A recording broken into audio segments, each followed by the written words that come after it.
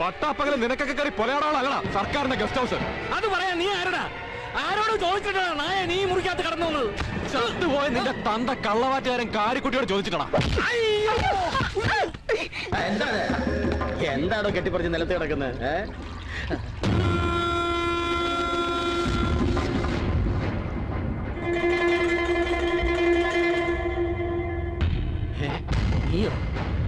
നിനക്കെന്താ ഇവിടെ കാര്യം?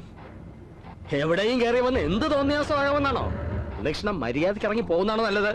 ഇത് ഏറിയ വേറെയാണ്. ഇത് ഏരിയ വേറെയാണെന്ന് അറിഞ്ഞുകൊണ്ട് തന്നെ ഞാൻ വന്നത്. പക്ഷെ ഇവിടെ എന്റെ അമ്മയെ പോലെ ഞാൻ സ്നേഹിക്കുന്ന ഏട്ടത്തിയമ്മയുടെ അച്ഛനുണ്ടാവും ഞാൻ പ്രതീക്ഷിച്ചില്ല.